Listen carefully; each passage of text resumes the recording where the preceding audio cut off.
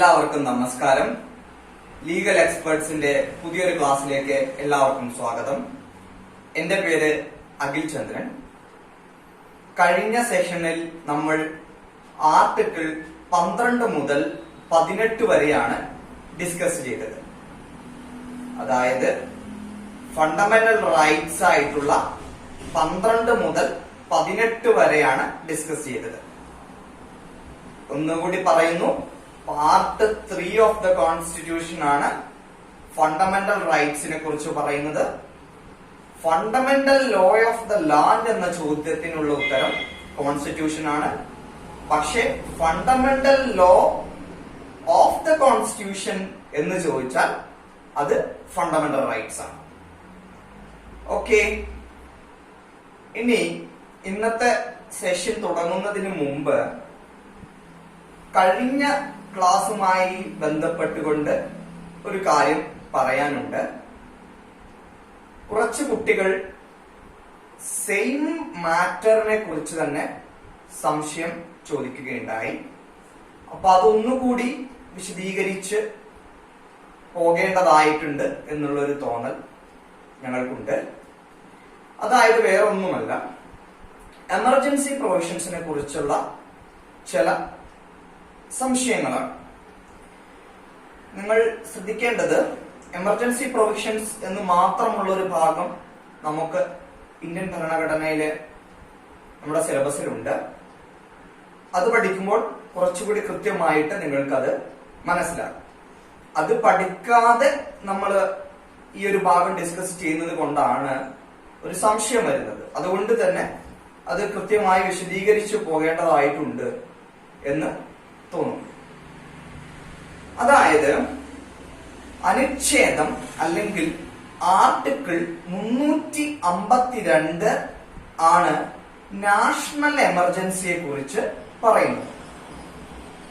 Article 356 ആണ് state എമർജൻസിയെ കുറിച്ച് പറയുന്നത്. അപ്പോൾ രണ്ട് തരം എമർജൻസിയാണ്, ക്ഷമിക്കുക, 3 ടൈപ്പ് എമർജൻസിയാണ് നമ്മുടെ ഭരണഘടന പറയുന്ന. ഒരു ഫിനാൻഷ്യൽ എമർജൻസി കൂടി ഉണ്ട്. അതിലെ പ്രധാനപ്പെട്ട 2 എമർജൻസികളാണ് നാഷണൽ എമർജൻസിയും സ്റ്റേറ്റ് എമർജൻസിയും. ആർട്ടിക്കിൾ 352 ആണ് നാഷണൽ എമർജൻസിയെ കുറിച്ച് പറയുന്നത്. ആർട്ടിക്കിൾ 356 ആണ് സ്റ്റേറ്റ് എമർജൻസിയെ കുറിച്ച് പറയുന്നത്. ഇനി ആ കുട്ടികൾ ചോദിച്ച സംശയത്തിലേക്ക് വരാം. അതായത് ഞാൻ കഴിഞ്ഞ ക്ലാസ്സുകളിൽ പറഞ്ഞിരുന്നു, എമർജൻസി പ്രഖ്യാപിക്കുമ്പോൾ 2 ആർട്ടിക്കിൾ ഒഴിച്ച് ബാക്കി എല്ലാ ആർട്ടിക്കിളും സസ്പെൻഡ് ചെയ്യപ്പെടുമെന്ന് പറഞ്ഞിരുന്നു. അത് ഏതൊക്കെയാണ് ആർട്ടിക്കിൾസ്? ആർട്ടിക്കിൾ 20ഉം 21ഉം ഒഴിച്ച് ബാക്കി എല്ലാ ആർട്ടിക്കിൾസും നാഷണൽ എമർജൻസിയുടെ സമയത്ത്, അല്ലെങ്കിൽ നമ്മുടെ രാജ്യത്ത് നാഷണൽ എമർജൻസി പ്രഖ്യാപിക്കപ്പെടുന്ന സമയത്ത് ആ 2 ആർട്ടിക്കിൾസും സസ്പെൻഡ് ചെയ്യപ്പെടും. ക്ഷമിക്കുക, സസ്പെൻഡ് ചെയ്യപ്പെടില്ല. ബാക്കി എല്ലാ ആർട്ടിക്കിൾസും സസ്പെൻഡ് ചെയ്യപ്പെടും. ആർട്ടിക്കിൾ 20ഉം ആർട്ടിക്കിൾ 21ഉം ഒഴിച്ച് ബാക്കി എല്ലാ ഫണ്ടമെന്റൽ റൈറ്റ്സും നാഷണൽ എമർജൻസിയുടെ സമയത്ത് സസ്പെൻഡ് ചെയ്യപ്പെടും. നമുക്ക് നാഷണൽ എമർജൻസിയെ തന്നെ 2 ആയിട്ട് തിരിക്കാൻ സാധിക്കും. എക്സ്റ്റേണൽ എമർജൻസി എന്നും ഇന്റേണൽ എമർജൻസി എന്നും. ഈ നാഷണൽ എമർജൻസി പ്രഖ്യാപിക്കുന്നത് 3 സാഹചര്യങ്ങൾ വരുമ്പോഴാണ് നാഷണൽ എമർജൻസി പ്രഖ്യാപിക്കുന്നത്. സ്റ്റേറ്റ് എമർജൻസി പ്രഖ്യാപിക്കുന്നതിന് വേറെ പല കാരണങ്ങളുണ്ട്. Failure of constitution, constitutional mechanism, if the state is not following our constitution, അങ്ങനെ ധാരാളം ഇൻഗ്രീഡിയൻസ് സ്റ്റേറ്റ് എമർജൻസിക്ക് ഉണ്ട്. അതിവിടെ പ്രാധാന്യമില്ല. അത് നമ്മൾ എമർജൻസി പ്രൊവിഷൻസ് പഠിക്കുമ്പോൾ കൃത്യമായി നമുക്ക് ഡിസ്കസ് ചെയ്ത് പോകാം. പക്ഷേ നാഷണൽ എമർജൻസി കൃത്യമായി മനസ്സിലാക്കിയാലേ ആ സംശയത്തിന് ഉത്തരം ലഭിക്കുകയുള്ളൂ. ഞാൻ നേരത്തെ സൂചിപ്പിച്ചു, നാഷണൽ എമർജൻസിയെ തന്നെ 2 ആയി തിരിക്കാം. എക്സ്റ്റേണൽ എമർജൻസി എന്നും ഇന്റേണൽ എമർജൻസി എന്നും. നാഷണൽ എമർജൻസിക്ക് പ്രധാനമായും 3 ഇൻഗ്രീഡിയൻസ് ആണ് ഉള്ളത്. ഈ 3 ഇൻഗ്രീഡിയൻസും വന്നാലേ എമർജൻസി പ്രഖ്യാപിക്കുകയുള്ളൂ. ഒന്നാമത്തെ ഇൻഗ്രീഡിയൻസ് എന്ന് പറയാൻ എക്സ്റ്റേണൽ അഗ്രഷൻ ആണ്. എക്സ്റ്റേണൽ അഗ്രഷൻ എന്ന് പറഞ്ഞാൽ നമ്മുടെ നെയ്ബറിംഗ് ആയിട്ടുള്ള കൺട്രി നമ്മുടെ രാജ്യത്തിന്റെ ടെറിട്ടറി പിടിച്ചെടുക്കുക. ആ ഒരു പിടിച്ചെടുത്ത് വലിയൊരു ഇഷ്യൂ രാജ്യത്ത് മുഴുവൻ ഉണ്ടാകും. കേരളം പോലുള്ള ഒരു സ്റ്റേറ്റ്, ശ്രീലങ്ക പോലുള്ള സ്റ്റേറ്റ് വന്ന് പിടിച്ചെടുക്കുന്നു. അപ്പൊ അങ്ങനെ ഒരു വലിയൊരു പ്രശ്നം ഉണ്ടാകും. അതാണ് എക്സ്റ്റേണൽ അഗ്രഷൻ. പിന്നെ ഒന്ന് വാറാണ്. പാകിസ്ഥാനുമായിട്ട് വാർ നടന്നുകൊണ്ടിരിക്കുകയാണ്. ഈ 2 ഇൻഗ്രീഡിയൻസും ഫോളോ ചെയ്യുകയാണെങ്കിലാണ് അത് എക്സ്റ്റേണൽ എമർജൻസി എന്ന് പറയപ്പെടുന്നത്. മൂന്നാമത്തെ ഇൻഗ്രീഡിയന്റ് എന്തായിരുന്നു? ആർംഡ് റെബല്യൻ ആയിരുന്നു. 3 ഇൻഗ്രീഡിയന്റ് ആണ് ഞാൻ കഴിഞ്ഞ ക്ലാസ്സിൽ പറഞ്ഞത്. എക്സ്റ്റേണൽ അഗ്രഷൻ, വാർ, ആർംഡ് റെബല്യൻ. ഈ എക്സ്റ്റേണൽ അഗ്രഷനും വാറും മൂലമാണ് എമർജൻസി പ്രഖ്യാപിക്കുന്നതെങ്കിൽ, നാഷണൽ എമർജൻസി പ്രഖ്യാപിക്കുന്നതെങ്കിൽ അതിനെ എക്സ്റ്റേണൽ അഗ്രഷനും വാറും മൂലമാണ് നാഷണൽ എമർജൻസി പ്രഖ്യാപിക്കുന്നതെങ്കിൽ അതിനെ എക്സ്റ്റേണൽ എമർജൻസി എന്ന് പറയുന്നു. പക്ഷേ ആർംഡ് റിബല്യൻ, ഇപ്പൊ വലിയൊരു മാവോയിസ്റ്റ് അറ്റാക്ക് അല്ലെങ്കിൽ ബോഡോലാൻഡിന് വേണ്ടിയുള്ള വലിയൊരു അറ്റാക്ക് രാജ്യത്ത് മുഴുവൻ, അല്ലെങ്കിൽ പ്രത്യേക തമിഴ്നാടിന് വേണ്ടിയുള്ള തമിഴ് രാജ്യത്തിന് വേണ്ടിയുള്ള ഒരു പ്രത്യേക വിഭാഗം, വലിയൊരു ശ്രീലങ്കയിലൊക്കെ LTTE നടത്തിയ പോലെ വലിയൊരു ആർംഡ് റിബല്യൻ നടക്കുകയാണെന്ന് അറിയിക്കും. അപ്പൊ രാജ്യത്ത് ഒരു നാഷണൽ എമർജൻസി പ്രഖ്യാപിക്കും. അതിനെ ഇന്റേണൽ എമർജൻസി എന്നാണ് പറയുന്നത്. ഇന്റേണൽ എമർജൻസി വേറെ, സ്റ്റേറ്റ് എമർജൻസി വേറെ. അത് കൺഫ്യൂഷൻ ആവരുത്. ഇന്റേണൽ എമർജൻസി വേറെ, സ്റ്റേറ്റ് എമർജൻസി വേറെ. ഇന്റേണൽ എമർജൻസി പ്രഖ്യാപിക്കുന്നത് എപ്പോഴാണ്? ആർംഡ് റിബല്യൻ നടക്കുമ്പോഴാണ് ഇന്റേണൽ എമർജൻസി പ്രഖ്യാപിക്കുന്നത്. സ്റ്റേറ്റ് എമർജൻസി ഒരു സ്റ്റേറ്റിൽ മാത്രം ഒതുങ്ങി നിൽക്കുന്നതാണ്. ഫെയിലർ ഓഫ് കോൺസ്റ്റിറ്റ്യൂഷണൽ സിസ്റ്റം, അതൊക്കെയാണ് അതിന്റെ പ്രധാനമായിട്ടുള്ള ഇൻഗ്രീഡിയന്റ് എന്ന് പറയുന്നത്. ഇനി സംശയത്തിലേക്ക് വരാം. അതായത് ഞാൻ കഴിഞ്ഞ ക്ലാസ്സിൽ സൂചിപ്പിച്ചിരുന്നു, ആർട്ടിക്കിൾ 19 എപ്പോഴെല്ലാം സസ്പെൻഡ് ചെയ്യപ്പെടും എന്നുള്ളത് വളരെ പ്രധാനപ്പെട്ടതാണ് എന്നുള്ളത്. നാഷണൽ എമർജൻസി എല്ലാ സമയത്തും നാഷണൽ എമർജൻസി പ്രഖ്യാപിക്കുമ്പോൾ ആർട്ടിക്കിൾ 19 സസ്പെൻഡ് ചെയ്യപ്പെടുകയില്ല. ഞാൻ നേരത്തെ സൂചിപ്പിച്ചു, നാഷണൽ എമർജൻസിക്ക് 3 ഇൻഗ്രീഡിയന്റ് ഉണ്ട്: എക്സ്റ്റേണൽ അഗ്രഷൻ, വാർ, ആർംഡ് റിബല്യൻ. ആദ്യത്തെ 2 ഇൻഗ്രീഡിയന്റ് ആയിട്ടുള്ള വാറും എക്സ്റ്റേണൽ അഗ്രഷനും നടക്കുമ്പോൾ മാത്രമേ ആർട്ടിക്കിൾ 19 സസ്പെൻഡ് ചെയ്യപ്പെടുകയുള്ളൂ. ആർംഡ് റിബല്യൻ മൂലം ഒരു ഇന്റേണൽ എമർജൻസി പ്രഖ്യാപിക്കുകയാണെങ്കിൽ ആർട്ടിക്കിൾ 19 സസ്പെൻഡ് ചെയ്യപ്പെടുകയില്ല. മനസ്സിലായോ? നാഷണൽ എമർജൻസി പ്രഖ്യാപിക്കുകയാണെങ്കിൽ സസ്പെൻഡ് ചെയ്യപ്പെടാത്ത 2 ആർട്ടിക്കിളാണ് ആർട്ടിക്കിൾ 20യും 21. അത് മനസ്സിലായല്ലോ. നാഷണൽ എമർജൻസി വാറും എക്സ്റ്റേണൽ അഗ്രഷനും മൂലമാണ് പ്രഖ്യാപിക്കുന്നതെങ്കിൽ ആർട്ടിക്കിൾ 20യും 21 ഒഴിച്ച് ബാക്കി എല്ലാ ആർട്ടിക്കിൾസും ആർട്ടിക്കിൾ 19 അടക്കം സസ്പെൻഡ് ചെയ്യപ്പെടും. പക്ഷേ ആ നാഷണൽ എമർജൻസി ഇന്റേണൽ എമർജൻസി ആണെങ്കിൽ, പ്രത്യേകം ശ്രദ്ധിക്കുക, സ്റ്റേറ്റ് എമർജൻസി അല്ല, ഇന്റേണൽ എമർജൻസി ആണെങ്കിൽ, ആർംഡ് റിബല്യൻ മൂലമുള്ള എമർജൻസി ആണെങ്കിൽ ഈ ആർട്ടിക്കിൾ 19 സസ്പെൻഡ് ചെയ്യപ്പെടുകയില്ല. അപ്പോ സസ്പെൻഡ് ചെയ്യപ്പെടാത്ത ആർട്ടിക്കിൾസ് ഏതൊക്കെയായിരിക്കും? ആർട്ടിക്കിൾ 20യും 21 ഈ ആർട്ടിക്കിൾ 19 സസ്പെൻഡ് ചെയ്യപ്പെടില്ല. ഇന്റേണൽ എമർജൻസി വേറെ, സ്റ്റേറ്റ് എമർജൻസി വേറെ. ആ വ്യത്യാസം മനസ്സിലാക്കിയാൽ ആ ഭാഗം കൃത്യമായിട്ട് മനസ്സിലാക്കും. നിങ്ങൾക്ക് മനസ്സിലായി എന്നാണ് പ്രതീക്ഷിക്കുന്നത്. 3 പേര് എന്നോട് ഇതേ സംശയം തന്നെ ചോദിച്ചു, അതുകൊണ്ടാണ് വിശദീകരിച്ചു പോയത്. ഓക്കെ, മനസ്സിലായി എന്ന് പ്രതീക്ഷിക്കുന്നു. അപ്പൊ ഇന്നത്തെ സെഷനിലേക്ക് നമുക്ക് കടക്കാം.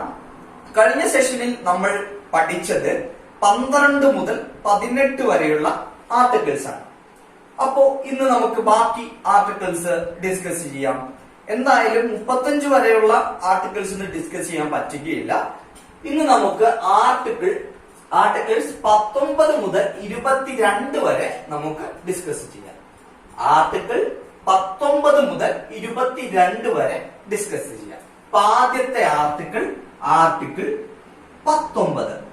ഈ ആർട്ടിക്കിൾ 19 പഠിക്കാൻ ഒരു കഥ പഠിച്ചാൽ, ഒരു കഥ ഓർത്തിരുന്നാൽ കൃത്യമായി ആർട്ടിക്കിൾ 19 നമുക്ക് പഠിക്കാൻ സാധിക്കും. എന്താണ് ആ കഥ? ഒരു നാട്ടില് ഒരു വലിയൊരു വ്യക്തി, ഒരു അറിയപ്പെടുന്ന ഒരു വ്യക്തി ഒരു സ്പീച്ച് നടത്താൻ പോവുകയാണ് ഒരു ദിവസം.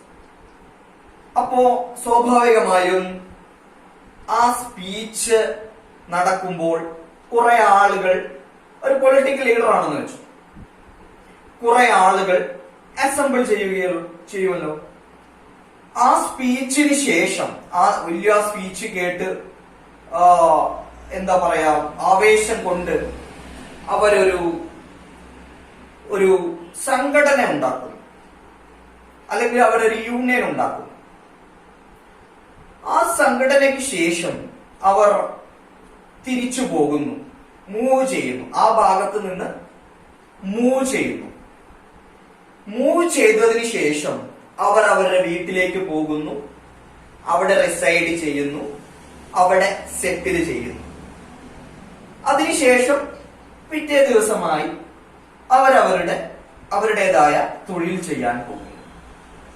ഈ ഒരു ചെറിയൊരു കഥ കൊണ്ട് തന്നെ നമുക്ക് ആർട്ടിക്കിൾ 19 എന്താണ് എന്ന് നമുക്ക് പഠിച്ചു പോകാം. ആർട്ടിക്കിൾ 19 6 റൈറ്റ്സ് ആണ് 19 പറയുന്നത്. 6 റൈറ്റുകളാണ് ആർട്ടിക്കിൾ 19 പറയുന്നത്. ഈ 6 റൈറ്റുകളും വളരെ പ്രധാനപ്പെട്ട റൈറ്റുകളാണ്. ഈ 6 റൈറ്റുകളും നമുക്ക് പഠിച്ചു പോകാൻ, കാണാപ്പാഠം പഠിച്ചു പോകാൻ വളരെ ബുദ്ധിമുട്ടാണ്. അപ്പൊ ചോദ്യം വരുന്നത് എന്തായിരിക്കും? ആർട്ടിക്കിൾ 19 ക്ലോസ് 4 എന്താണ് എന്നാണ് ചോദ്യം വരിക. അല്ലെങ്കിൽ ആർട്ടിക്കിൾ 19 ക്ലോസ് 2 എന്താണ് എന്നാണ് ചോദ്യം വരിക. ഈ 1, 2 എഴുതിയിരിക്കുന്നത് 19 ക്ലോസ് 1, 19 ക്ലോസ് 2, 19 ക്ലോസ് 3, അങ്ങനെ 19 ക്ലോസ് 6 വരെയാണ്. 6 റൈറ്റ്സ് ആണ് ആർട്ടിക്കിൾ 19 നമുക്ക് തരുന്നത്. ഈ 6 റൈറ്റ്സും കാണാപ്പാടി ഈ ഓർഡറിൽ തന്നെ പഠിക്കണം. കാരണം 19 ക്ലോസ് 1, 19 ക്ലോസ് 4 ഏതാണെന്ന് വെച്ചാൽ റൈറ്റ് ടു ഫ്രീഡം അല്ല, മൂവ് ഫ്രീലി ആണ്, റൈറ്റ് ഫോർ ദ മൂവ്മെന്റ് ആണ്. അപ്പൊ ഈ 6 റൈറ്റും ഓർഡറിൽ പഠിക്കാൻ ഈ കഥ ഒന്ന് ഓർത്തിരുന്നാൽ മതി. ഒന്നാമത്തെ എന്താ? Right to freedom of speech and expression. ആ പൊളിറ്റിക്കൽ ലീഡർ സ്പീച്ച് നടത്തുന്നു. Right to freedom of speech and expression. ആ പൊളിറ്റിക്കൽ ലീഡർ സ്പീച്ച് നടത്തുന്നു. ആ സ്പീച്ച് കേൾക്കാൻ വേണ്ടി ആളുകൾ അസംബിൾ ചെയ്യുന്നു. 19 ക്ലോസ് 2. ആദ്യത്തെ എന്താ? Right to freedom of speech and expression. 19 clause 1. ആ സ്പീച്ച് കേൾക്കുന്നതിന് വേണ്ടി ആളുകൾ അസംബിൾ ചെയ്യുന്നു. 19 ക്ലോസ് 2. ആ സ്പീച്ച് കേട്ട് ആവേശഭരിതരായി അവർ ഒരു അസോസിയേഷൻ രൂപീകരിക്കുന്നു. Right to formation of association, അല്ലെങ്കിൽ right to formation of union. 19 clause 3. അതിനുശേഷം, പരിപാടിക്ക് ശേഷം അവർക്ക് വീട്ടിലേക്ക് തിരിച്ചു പോകുന്നു.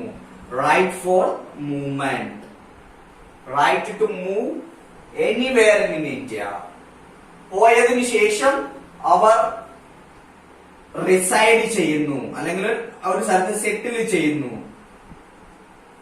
Everyone has the right to settle anywhere in India or reside anywhere in India. അതാണ് 19 ക്ലോസ് 5. അതിനുശേഷം അവർ അവരുടെ ജോലി തുടരുന്നു. Right to practise or propagation of their profession. അങ്ങനെ 19 ക്ലോസ് 6. ഈ ഒരു ചെറിയ കഥയുണ്ടെങ്കിൽ, കഥ ഓർത്തിരിക്കുകയാണെങ്കിൽ നമുക്ക് ഈ 6 റൈറ്റ്സും പഠിച്ചു പോകാവുന്നതേ ഉള്ളൂ. അല്ലാതെ കാണാപ്പാടം പഠിച്ച് പോകരുത്. കാണാപ്പാടം പഠിക്കുമ്പോൾ ഈ ഓർഡർ തെറ്റിപ്പോകാനുള്ള സാധ്യതകൾ വളരെ കൂടുതലാണ്. ധാരാളം ലീഗൽ ടേമുകളൊക്കെ കാണാപ്പാടം പഠിക്കേണ്ടതായിട്ട് വരും. അപ്പൊ നമുക്ക് അതിന്റെ ഒരു ഭാരം കുറയ്ക്കാൻ വേണ്ടി ഈ ചെറിയൊരു കഥ ഓർത്തിരുന്നാല് ഈ ഓർഡർ നമുക്ക് കൃത്യമായിട്ട് കിട്ടും. നിങ്ങൾക്ക് കിട്ടിയെന്നാണ് ഞാൻ പ്രതീക്ഷിക്കുന്നത്. ഇല്ലെങ്കിൽ ഒന്നത് പോസ് ചെയ്തിട്ട് ഒന്നുകൂടി ഒന്ന് കേട്ട് കഴിഞ്ഞാല് കിട്ടുന്നതാണ്. ഓക്കെ, അപ്പൊ ആ 6 റൈറ്റ്സ് ഏതൊക്കെയായിരുന്നു എന്നുള്ളത് നമുക്ക് ഒന്നുകൂടി ഒന്ന് പറഞ്ഞു നോക്കാം. ഭരണഘടന നിലവിൽ വരുമ്പോൾ 7 റൈറ്റ്സ് ഉണ്ടായിരുന്നു ഈ 19ന്റെ കീഴിൽ കേട്ടോ. ഈ പ്രോപ്പർട്ടി, റൈറ്റ് ടു പ്രോപ്പർട്ടി 19ന്റെ കീഴിൽ വന്നിരുന്നു. ആർട്ടിക്കിൾ 31 ഉണ്ട് പ്രോപ്പർട്ടി. പക്ഷെ പ്രോപ്പർട്ടിയുമായി ബന്ധപ്പെട്ടുകൊണ്ടുള്ള ചില റൈറ്റ്സുകൾ, ചില അവകാശങ്ങൾ ഈ ആർട്ടിക്കിൾ 19ന് കീഴിൽ വന്നപ്പോൾ 7 റൈറ്റ്സ് ഉണ്ടായിരുന്നു ഭരണഘടന നിലവിൽ വരുമ്പോൾ. ഓക്കെ, പക്ഷെ 44ാം ഭരണഘടനാ ഭേദഗതിയിലൂടെ റൈറ്റ് ടു പ്രോപ്പർട്ടി എടുത്ത് കളഞ്ഞതുപോലെ ഈ 90ൽ നിന്നും ആ ഒരു പ്രോപ്പർട്ടിയുമായി ബന്ധപ്പെട്ടുള്ള റൈറ്റ് എടുത്ത് മാറ്റുകയാണ് ഉണ്ടായത്. അങ്ങനെ 7ൽ നിന്ന് 6 ആയി. ഓക്കെ, അപ്പോ 19 ക്ലോസ് 1 എന്താണ്? Right to freedom of speech and expression. Right to freedom of speech and expression അത് എന്താണ്? നമുക്ക് ഒരു വിഷയത്തെ കുറിച്ച് സംസാരിക്കുന്നതിനും അല്ലെങ്കിൽ നമ്മുടെ ആശയങ്ങൾ എക്സ്പ്രസ് ചെയ്യുന്നതിനുമുള്ള അവകാശം. അത് ഭരണഘടന നമുക്ക് തരുന്നുണ്ട്. അത് മൗലിക അവകാശമാണ്. 19 ക്ലോസ് 1 അത് മൗലിക അവകാശമായി ഭരണഘടന പ്രഖ്യാപിക്കുന്നു. അടുത്തത് നോക്കാം. 19 ക്ലോസ് 2 എന്താണെന്ന്? Right to assemble peacefully without arms. ആയുധങ്ങളൊന്നുമില്ലാതെ അസംബിൾ ചെയ്യാനുള്ള, അപ്പൊ നമ്മുടെ പബ്ലിക് മീറ്റിങ്ങുകളൊക്കെ കൂടുതലോ, അതൊക്കെ ഇതിന് ഉദാഹരണമാണ്. അത് നമ്മുടെ ഭരണഘടനാപരമായിട്ടുള്ള മൗലിക അവകാശമാണ്. എന്ത്? പബ്ലിക് മീറ്റിംഗ് കൂടുന്നതിന് വേണ്ടി. അത് ഏതാണ് പറയുന്നത്? 19 ക്ലോസ് 2 ആണ്. ഒരു പബ്ലിക് മീറ്റിംഗ് കൂടുകയാണ്, പോലീസ് അനുവദിച്ചില്ല, നമുക്ക് റിട്ട് പെറ്റീഷൻ ഫയൽ ചെയ്യാം. Under article 19 clause 2 we have the right to assemble peacefully without arms. പക്ഷെ അവിടെ ആം ഉണ്ടാവരുത്. ആയുധങ്ങളില്ലാതെ സമാധാനപരമായി സംഘടിക്കാനുള്ള അവകാശം. അടുത്ത റൈറ്റ് ഏതാണ്? 19 clause 3 right to form associations or unions or cooperative societies. വളരെ ഇമ്പോർട്ടന്റ് ആണ് ആ ടേം, കോപ്പറേറ്റീവ് സൊസൈറ്റീസ്. കോപ്പറേറ്റീവ് സൊസൈറ്റിയുമായി ബന്ധപ്പെട്ടുകൊണ്ടുള്ള ആർട്ടിക്കിൾ ഏതാണെന്ന് ചോദിച്ചാൽ ആർട്ടിക്കിൾ 19 ആണ്. കുറച്ചുകൂടി സ്പെസിഫൈ ചെയ്ത് ചോദിച്ചാൽ 19 ക്ലോസ് 3 ആണ്. അപ്പോ സംഘടനകൾ ഉണ്ടാക്കാനും യൂണിയനുകൾ ഉണ്ടാക്കാനും കോപ്പറേറ്റീവ് സൊസൈറ്റികൾ ഉണ്ടാക്കാനും ഉള്ള അവകാശത്തെ കുറിച്ച് പറയുന്നത് ആർട്ടിക്കിൾ 19 ക്ലോസ് 3 ആണ്. അടുത്ത 19 ക്ലോസ് 4 നോക്കാം. Right to move freely throughout the territory of India. ഇന്ത്യയുടെ ഏത് ഭാഗത്തും പോകാനുള്ള അവകാശം. നമുക്ക് മധ്യപ്രദേശിലോ അല്ലെങ്കിൽ ഏതെങ്കിലും വിനോദസഞ്ചാര മേഖലയിലോ പോകുന്നതിനുള്ള അവകാശങ്ങളൊക്കെ പെടുന്നത് ഈ 19 ക്ലോസ് 4ലാണ്. അടുത്തത് 19 clause 5 right to reside and settle in any part of the territory of India. Right to reside and settle in any part of the territory of India. രാജ്യത്തിന്റെ എവിടെ വേണമെങ്കിലും സെറ്റിൽ ചെയ്യാനും റിസൈഡ് ചെയ്യാനും ഉള്ള അവകാശം എല്ലാവർക്കും ഉണ്ട്. ഇത് പറയുമ്പോൾ എനിക്ക് ഓർമ്മ വരുന്ന ഒരു വാർത്തയുണ്ട്. ഒരു ഏകദേശം 1 വർഷം മുമ്പ് ടിവിയിൽ വന്നതാണ്. നമ്മുടെ ബഹുമാനപ്പെട്ട മുഖ്യമന്ത്രി പിണറായി വിജയൻ ഏതൊരു പബ്ലിക് പരിപാടിയിൽ പങ്കെടുക്കുകയായിരുന്നു. അപ്പോ കുറച്ച് ആളുകൾ വന്ന് മുഖ്യമന്ത്രിയോട് പറയുകയാണ്, ബംഗാളികളെ നമുക്കിവിടെ വേണ്ട, ഒറീസക്കാരെ നമുക്കിവിടെ വേണ്ട, നമുക്ക് അവര് ഒറീസയിൽ പൊക്കോട്ടെ, എന്തിനാണ് കേരളത്തിൽ താമസിക്കുന്നത്? അവര് ബംഗാളിൽ പൊക്കോട്ടെ, എന്തിനാണ് കേരളത്തിൽ താമസിക്കുന്നത് എന്ന് ബഹുമാനപ്പെട്ട മുഖ്യമന്ത്രിയോട് പറയുന്നതായിട്ടുള്ള ഒരു കാര്യം എനിക്ക് ഓർമ്മ വന്നത്. ശരിക്കും അവർക്ക് ഭരണഘടനാപരമായിട്ടുള്ള അവകാശമാണ് കേരളത്തിൽ വന്ന് താമസിക്കാനും ജോലി ചെയ്യാനും. അവർക്ക് എല്ലാവർക്കും അവകാശമുണ്ട്. ബഹുമാനപ്പെട്ട മുഖ്യമന്ത്രിക്ക് പോലും, ഹൈക്കോടതിക്ക് പോലും, സുപ്രീം കോടതിക്ക് പോലും പറയാൻ പറ്റില്ല അവർക്ക് ഇവിടെ താമസിക്കാൻ പാടില്ല എന്ന് പറയാൻ സാധിക്കില്ല. അത് ഏത് റൈറ്റ് ആണ്? ആർട്ടിക്കിൾ 19 ക്ലോസ് 5 ആ അവകാശം അവർക്ക് അല്ലെങ്കിൽ എല്ലാവർക്കും, ഇന്ത്യയിലെ പൗരന്മാർക്ക് എല്ലാവർക്കും കിട്ടുന്നത്. ഓക്കെ, അടുത്ത 19 ക്ലോസ് 6 കടക്കാം. 19 ക്ലോസ് 6 എന്താണ്? Right to practise any profession or to carry on any occupation. നമ്മുടെ നിയമം അനുവദിക്കുന്ന ഏത് പ്രൊഫഷനും ഏത് ജോലിയും ചെയ്യാനുള്ള അവകാശത്തെ കുറിച്ചാണ് ആർട്ടിക്കിൾ 19 ക്ലോസ് 6 പറയുന്നത്. ഓക്കെ, പിന്നെ ഒരു കഴിഞ്ഞ 5-6 വർഷത്തെ ചോദ്യപേപ്പറുകളൊക്കെ ഒന്ന് പരിശോധിച്ച് നോക്കിയപ്പോ ചില ചോദ്യങ്ങളൊക്കെ കണ്ടത് ഈ right to freedom of press ഏത് ആർട്ടിക്കിളിന്റെ കീഴിലാണ് വരുന്നത് എന്നുള്ള ചോദ്യമൊക്കെ 2-3 ക്വസ്റ്റ്യൻ പേപ്പറിലൊക്കെ കണ്ടു. കുസാറ്റിന്റെ ക്വസ്റ്റ്യൻ പേപ്പറിലും ക്ലീയുടെ ക്വസ്റ്റ്യൻ പേപ്പറിലും ക്ലാബ് ക്വസ്റ്റ്യൻ പേപ്പറിലൊക്കെ കണ്ടു. ഈ ആർട്ടിക്കിൾ 19 കീഴിലാണ് right to freedom of press വരുന്നത്. ഓക്കെ, പിന്നെ ഈ പബ്ലിക് മീറ്റിംഗും അതുപോലെ ഞാൻ നേരത്തെ സൂചിപ്പിച്ച പോലെ പ്രൊസഷൻസ്, പ്രകടനമൊക്കെ നമ്മുടെ ഭരണഘടനാപരമായിട്ടുള്ള അവകാശമാണ്, മൗലികാവകാശമാണ്. ഇപ്പൊ തെരുവിലൂടെ പ്രകടനം നടത്തുക, പ്രതിഷേധ പ്രകടനം നടത്തുക, തെരുവിലൂടെ ഗവൺമെന്റിനെതിരെയൊക്കെ നടത്തുക ഒക്കെ ആണെങ്കിൽ ഇപ്പൊ കർഷകരൊക്കെ ഡൽഹിയിൽ നടത്തുന്നുണ്ടല്ലോ. അപ്പൊ അതൊക്കെ നമ്മുടെ ഭരണഘടനാപരമായിട്ടുള്ള മൗലിക അവകാശമാണ്. അതിനെക്കുറിച്ച് പറയുന്നത് ഫ്രീഡം ഓഫ് അസംബ്ലിയിലാണ് ആ പാർട്ട് വരുന്നത്. പക്ഷെ ഇതെല്ലാം ഞാൻ ആദ്യത്തെ ക്ലാസ്സിൽ തന്നെ പറഞ്ഞു, ഇതൊക്കെ അബ്സല്യൂട്ട് റൈറ്റ് അല്ല, ഇതെല്ലാം ക്വാളിഫൈഡ് റൈറ്റ് ആണ്. State can impose reasonable restrictions to every fundamental rights. Reasonable restrictions കൊടുക്കാം. അങ്ങനെയുള്ള ഒരു റീസണബിൾ റെസ്ട്രിക്ഷൻ നമ്മുടെ CRPC 144 ഇതിനൊരു റീസണബിൾ റെസ്ട്രിക്ഷൻ ആണ്. അതായത് 144 പ്രഖ്യാപിച്ചു എന്നൊക്കെ പറയില്ലേ, അത് CRPC ക്രിമിനൽ പ്രൊസീജിയർ കോഡിലെ സെക്ഷൻ വകുപ്പ് 144 ആണ് ഇതിന് വരുന്ന ഒരു എക്സെപ്ഷൻസ്. എന്താണ്? മജിസ്ട്രേറ്റിന് വേണമെങ്കിൽ ഓർഡർ ഇടാം, ഡിസ്ട്രിക്ട് മജിസ്ട്രേറ്റിന് വേണമെങ്കിൽ ഓർഡർ, ഡിസ്ട്രിക്ട് മജിസ്ട്രേറ്റ് ആയിട്ടുള്ള കളക്ടർക്ക് വേണമെങ്കിൽ ഓർഡർ ഇടാം. അതായത് 2-ൽ കൂടുതൽ ആളുകള് കൂട്ടം കൂടരുത് ചില സമയത്തൊക്കെ. ഇപ്പോ നമ്മുടെ കോവിഡ് ഇഷ്യൂ ഒക്കെ ഉണ്ടായപ്പോ 144 പ്രഖ്യാപിച്ചിട്ടുണ്ട്. അത് ഏതിന്?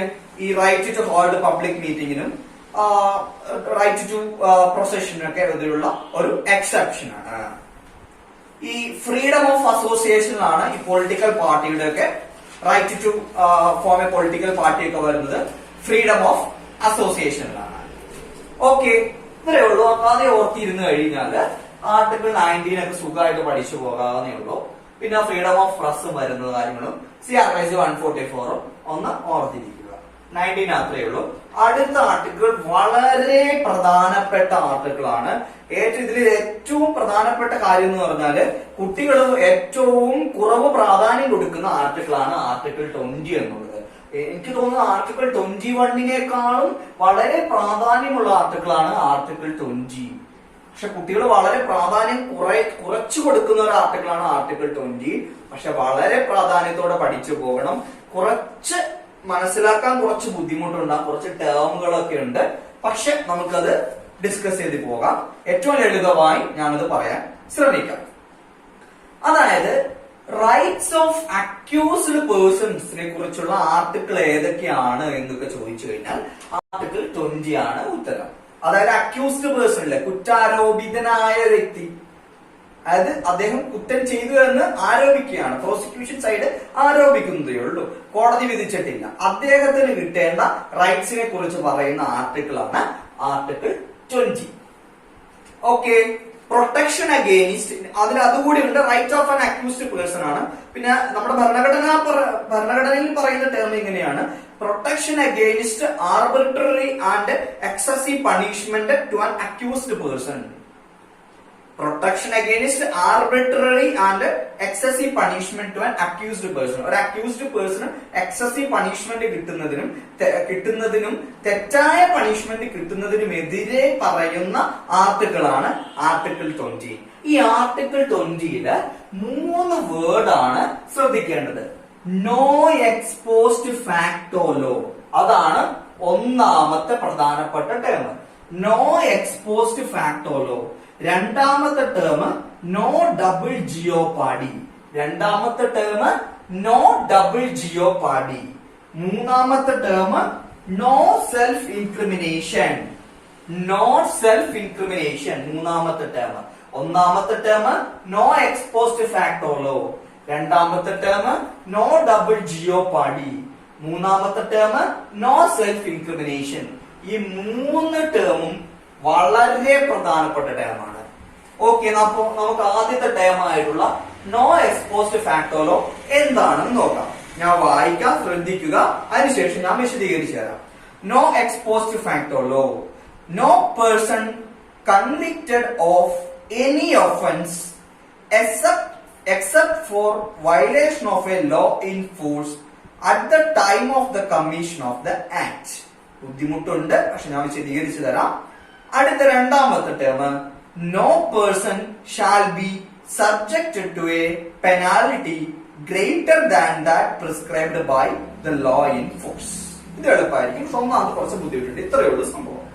അതായത് ഇപ്പൊ നമുക്ക് IT ആക്ട് ഉണ്ടല്ലോ, IT act 2000 information technology act 2000 ഉണ്ട്, നിലവിലുണ്ട്.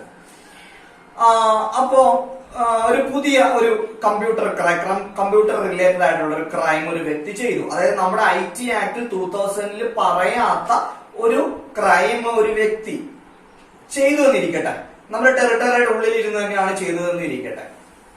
അദ്ദേഹത്തെ പണിഷ് ചെയ്യാൻ ഒരു വഴിയും നമുക്കില്ല. പക്ഷെ നാളെ അതുമായി ബന്ധപ്പെട്ടുകൊണ്ട് ഒരു ലോ ഉണ്ടാക്കി ഇദ്ദേഹത്തെ പണിഷ് ചെയ്യാൻ പറ്റില്ല. അതാണ് നോ എക്സ്പോസ്ഡ് ഫാക്ടർ ലോയുടെ ഒന്നാമത്തെ ഇൻഗ്രീഡിയന്റ്. ഇന്നൊരു ക്രൈം ചെയ്തു, പക്ഷെ അതിനുള്ളൊരു പണിഷ്മെന്റോ അതൊരു ക്രൈം ആണെന്നോ നമ്മുടെ ഇന്ത്യൻ പീനൽ കോഡോ വിവിധ ആക്ടുകളോ പ്രത്യേകിച്ച് IT ആക്ടോ ഒന്നും പറയുന്നില്ല. അതിനെക്കുറിച്ച് ഒന്നും പറയുന്നില്ല. പണിഷ്മെന്റിനെ കുറിച്ച് പറയുന്നില്ല, ഓഫൻസസിനെ കുറിച്ച് പറയുന്നില്ല. എങ്കിൽ അദ്ദേഹത്തെ ഒന്നും ചെയ്യാൻ പറ്റില്ല നമ്മുടെ സിസ്റ്റത്തിന്. കാരണം അതാണ് നോ എക്സ്പോസ്ഡ് ഫാക്ടർ ലോ എന്ന് കൃത്യമായി നമ്മുടെ ഭരണഘടന പറയുന്നുണ്ട്. നാളെ അല്ലെങ്കിൽ അടുത്ത ആഴ്ച അല്ലെങ്കിൽ അടുത്ത മാസം അതുമായി ബന്ധപ്പെട്ട് ആ പുതിയ ക്രൈമുമായി ബന്ധപ്പെട്ടുകൊണ്ട് ഒരു നിയമം ഉണ്ടാക്കിയെന്നിരിക്കട്ടെ, ആ നിയമപ്രകാരം ഇന്ന് ആ വ്യക്തി ചെയ്ത ക്രൈമിന്മേൽ അദ്ദേഹത്തിനെതിരെ നടപടി എടുക്കാൻ സാധിക്കില്ല. അതാണ് ഒന്നാമത്തെ ഇൻഗ്രീഡിയന്റ്. ഞാൻ ഒന്നുകൂടി വായിക്കാം.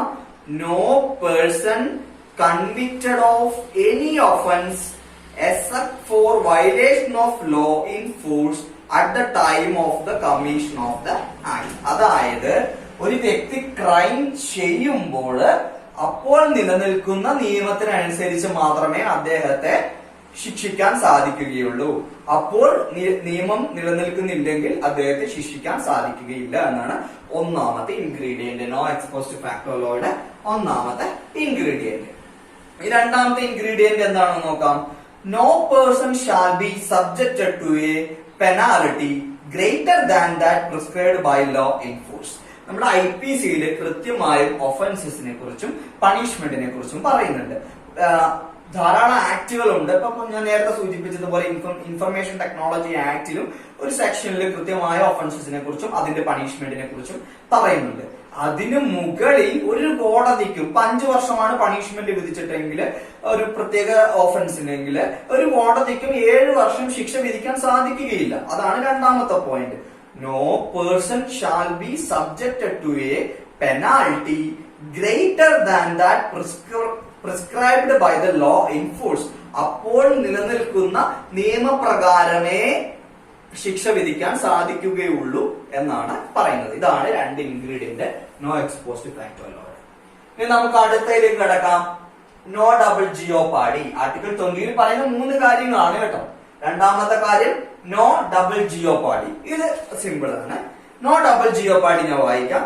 No person shall be prosecuted and punished for the same offence more than once. ഇപ്പൊ ശ്രദ്ധിക്കുക, സപ്പോസ് ഒരു വ്യക്തി ഒരു കുറ്റം ചെയ്തു, ഒരു മർഡർ ചെയ്തു, 302 പ്രകാരം മർഡർ ചെയ്തു, അദ്ദേഹം ശിക്ഷിക്കപ്പെട്ടു. ആ സെയിം കുറ്റത്തിന് അദ്ദേഹത്തിന് വീണ്ടും വിചാരണ നേരിട്ട് അദ്ദേഹത്തിന് ശിക്ഷയ്ക്ക് വിധേയരാക്കരുത് എന്നാണ് കൃത്യമായി നമ്മുടെ ഭരണഘടന പറഞ്ഞിട്ടുണ്ട്.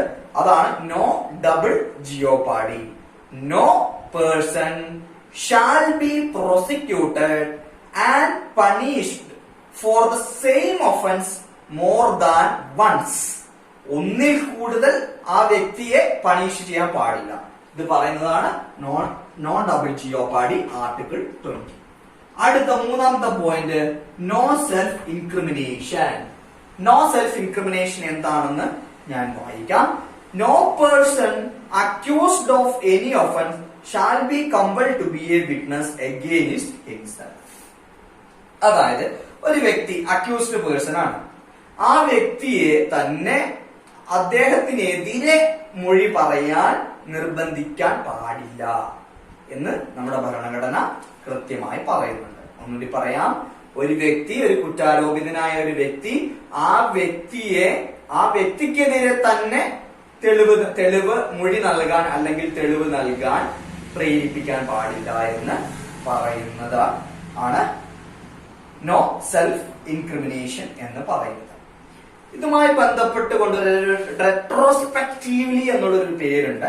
നിങ്ങൾ ഒരു GLC അല്ലെങ്കിൽ ഒരു ഗവൺമെന്റ് അല്ലെങ്കിൽ ഒരു പ്രൈവറ്റ് ലോ കോളേജിലൊക്കെ അഡ്മിഷൻ ഒക്കെ ലഭിക്കുമ്പോൾ നിങ്ങൾ കേൾക്കാൻ പോകുന്ന ഒരു പേരായിരിക്കും റെട്രോസ്പെക്റ്റീവ്ലി. റെട്രോസ്പെക്റ്റീവ്ലി എന്ന് പറഞ്ഞാൽ മലയാളത്തിൽ പറഞ്ഞാൽ മുൻകാല പ്രാബല്യത്തോടെ. ഈ എക്സ്പോസ്റ്റ് ഫാക്ടോ ലോ എന്ന് പറഞ്ഞാൽ മുൻകാല പ്രാബല്യം എന്നാണ് അതിനർത്ഥം. മനസ്സിലായോ? മുൻകാല പ്രാബല്യത്തോടെ ഒരു ക്രിമിനൽ ലോ നടപ്പാക്കാൻ സാധിക്കുകയില്ല. മനസ്സിലായല്ലോ? അതായത് ഒരു ക്രിമിനൽ നിയമം ഒരു ക്രിമിനൽ നിയമം നമ്മുടെ പാർലമെന്റ് ഉണ്ടാക്കുകയാണ്. അത് ഇപ്പൊ 2021 ആണല്ലോ. അത് 2006 മുതൽ ബാധകമാണ് എന്ന് പറഞ്ഞ് നിയമം ഉണ്ടാക്കാൻ പറ്റുമോ? ഇല്ല. അതാണ് നോ എക്സ്പോസ്റ്റ് ഫാക്ടോ ലോ. 2006 മുതൽ ബാധകമാക്കാൻ സാധിക്കില്ല എന്നുള്ളതാണ്.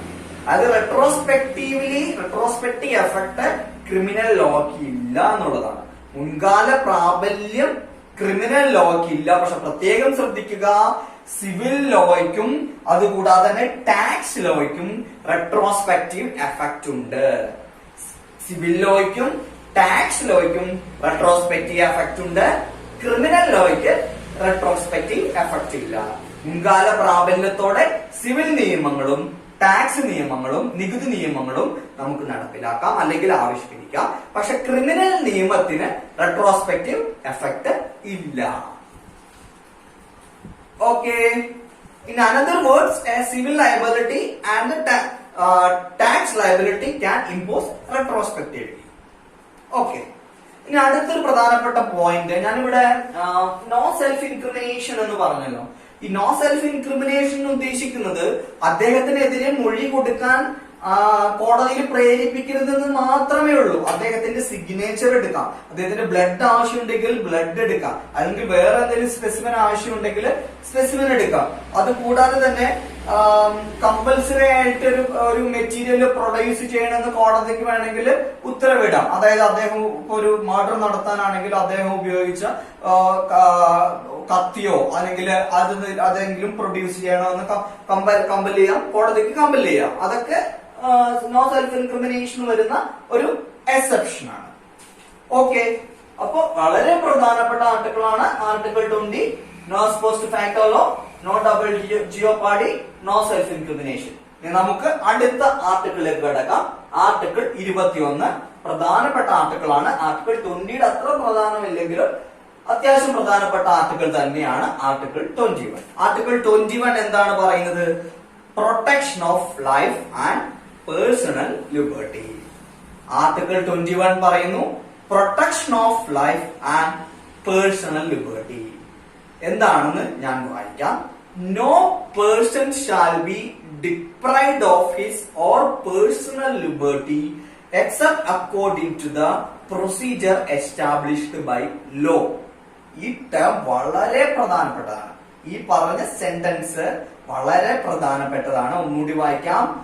No person shall be deprived of his or personal liberty except according to the procedure established by law. Except according to the procedure established by law. ഒരു പേഴ്സണും ഒരു വ്യക്തിക്കും അദ്ദേഹത്തിന്റെ ജീവൻ നഷ്ടപ്പെടരുത് except according to the procedure established by the law.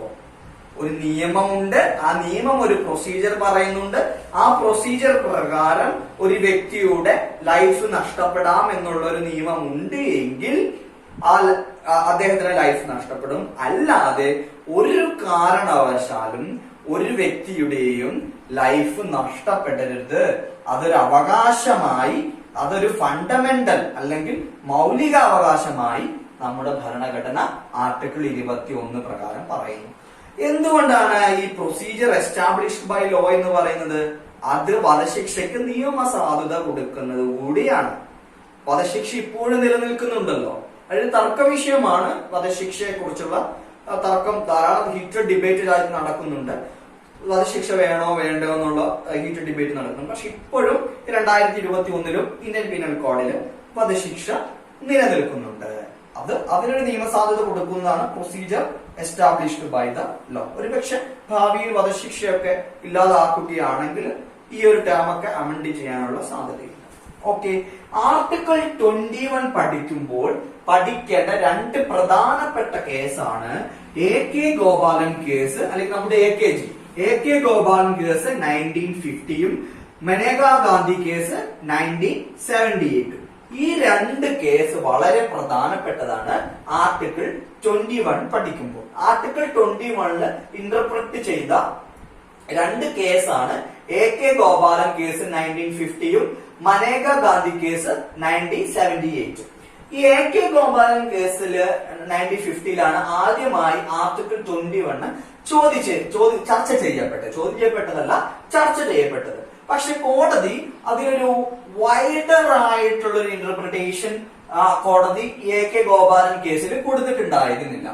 പക്ഷെ മനേകാ ഗാന്ധി കേസിൽ 1978 AK Gopalan case 1950 complete over rule ചെയ്ത് പുതിയൊരു ജഡ്ജ്മെന്റ് തരുവാണ് ചെയ്തത്. അതിന്റെ ഡീറ്റെയിൽസ് നമുക്ക് വായിച്ചു നോക്കാം. AK ഗോപാലൻ കേസിൽ ഒരു നാരോ വ്യൂ ആണ് സുപ്രീം കോടതി എടുത്ത്. ഞാൻ നേരത്തെ സൂചിപ്പിച്ചതുപോലെ it is available only against arbitrary executive action, not from arbitrary legislative action എന്നാണ് AK ഗോപാലൻ കേസ് പറഞ്ഞത്. അതായത് ആർട്ടിക്കിൾ 21 മൂലം കിട്ടുന്ന ആ പ്രൊട്ടക്ഷൻ അതൊരു എക്സിക്യൂട്ടീവ് ആക്ഷനെതിരെ മാത്രമേ കിട്ടുകയുള്ളൂ, ലെജിസ്ലേറ്റീവ് ആക്ഷനെതിരെ കിട്ടുകയില്ല എന്ന് പറഞ്ഞത് AK ഗോപാലൻ കേസ് 1950 ആണ്. ഓക്കെ, പക്ഷെ മനേകാ ഗാന്ധി കേസ് 1978 അത് കംപ്ലീറ്റ് ആയിട്ട് ഓവർ റൂൾ ചെയ്ത് കഴിഞ്ഞ് അത് പറഞ്ഞു. അതൊരു വൈഡർ ഒരു ഇന്റർപ്രിട്ടേഷൻ, ഞാൻ നേരത്തെ പറഞ്ഞ പോലെ വൈഡർ ഇന്റർപ്രിട്ടേഷൻ മനേകാ ഗാന്ധി കേസിൽ ആർട്ടിക്കിൾ 21 സുപ്രീം കോടതി കൊടുത്തു.